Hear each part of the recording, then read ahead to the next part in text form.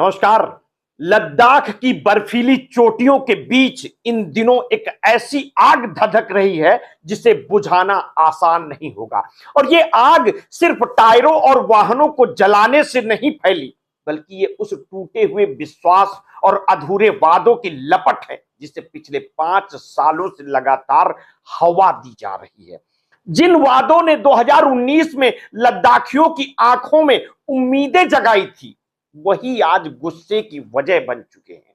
2019 में जब जम्मू कश्मीर को 2 हिस्सों में बांटा गया और लद्दाख को केंद्र शासित प्रदेश का दर्जा मिला, तो लद्दाख की जनता ने इस फैसले का स्वागत किया।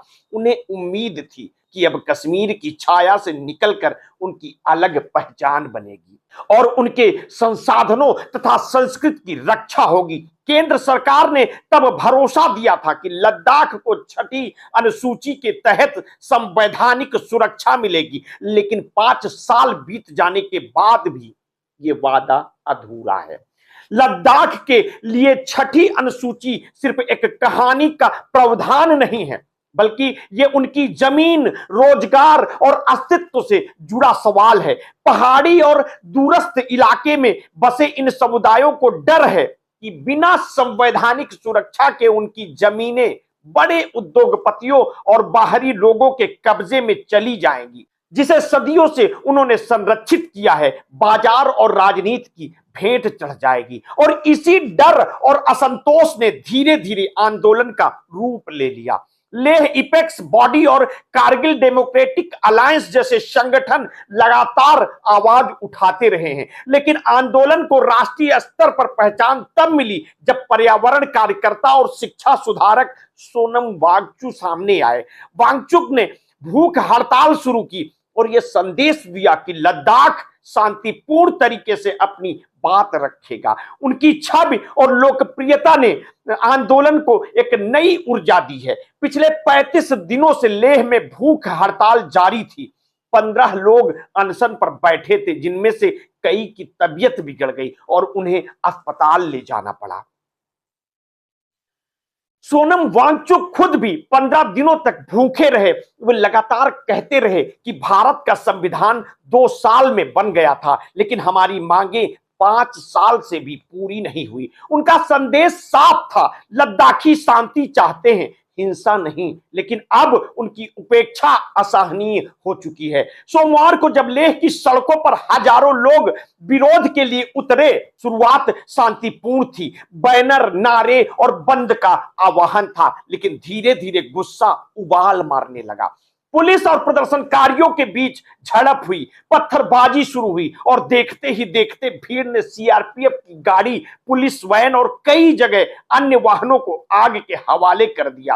और यही नहीं, गुस्साई भीड़ सीधे बीजेपी ऑफिस तक पहुंची और वहां भी आगजनी कर दी। धुएं और आग की ये तस्वीरें सोशल मीडिया पर फैलते ही पूरे देश में चर्चा का विषय बन गई। लद्दाखियों का गुस्सा सीधे भाजपा पर है, क्योंकि 2019 में जो वादे किए गए थे उन्हें पूरा नहीं किया गया। न राज्य का दर्जा मिला और न ही 6ठी अनुसूची का अधिकार। उल्टा स्थानीय लोगों का कहना है कि दिल्ली से फैसले थोपे जा रहे हैं और उनकी राय को लगातार नजरअंदाज किया जा रहा है। और यह भरोसे का संकट है जिसने आंदोलन को हिंसा की ओर धकेल दिया है।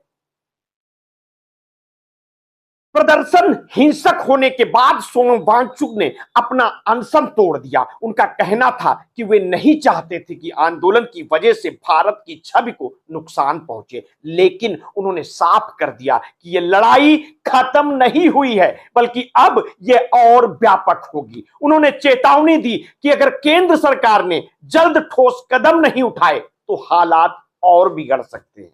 घटनाओं के तेजी से बिगड़ने के बाद केंद्र सरकार हरकत में आई। गृह मंत्रालय ने घोषणा की कि 6 अक्टूबर को लद्दाख के प्रतिनिधियों के साथ बातचीत होगी, लेकिन लेह एपेक्स बॉडी ने साफ कर दिया कि जब तक राज्य का दर्जा और संवैधानिक सुरक्षा की गारंटी नहीं मिलती, आंदोलन जारी रहेगा। लद्दाख के लोगों का कहना है कि शांतिपूर्ण विरोध से कुछ हासिल नहीं हुआ। 5 साल तक वे इंतजार करते रहे, धरने और भूख हड़तालें करते रहे, लेकिन उनकी आवाज अनसुनी की गई। अब वे ठोस समाधान चाहते हैं और यही वजह है कि सड़कों पर गुस्सा उबल पड़ा है।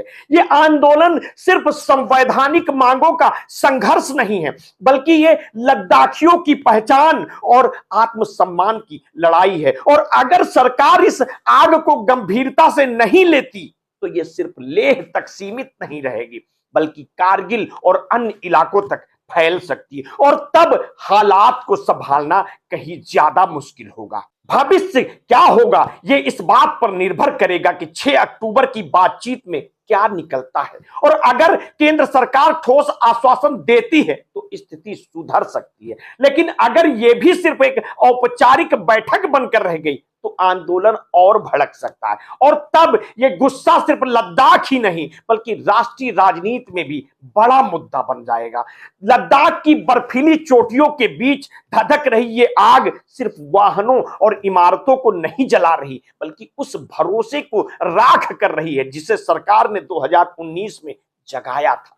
लोग कहते हैं कि वादे पूरे होते तो शायद आज ये स्थिति ना बनती, लेकिन अब जब धैर्य टूट चुका है तो आने वाले दिनों में ये आंदोलन और बड़ी चुनौती बनकर सामने आ सकता है। आगे की अपडेट के लिए आप हमारे साथ जुड़े रहिए, समय समय पर आपको अपडेट देता रहूंगा। आपने अगर अभी तक हमारे इस चैनल को सब्सक्राइब नहीं किया तो तत्काल कर लीजिए, बेल आइकन दबाना बिल्कुल ना भूलिए। अपने स्वास्थ्य के प्रति सचेत रहिए, सजग रहिए, और हाँ, आपने कभी भी कोरोना वैक्सीन लगवाई है तो समय समय पर ब्लड प्रेशर की जांच अवश्य कराते रहिए। अपना ध्यान रखिए। बहुत बहुत धन्यवाद। साधुवाद।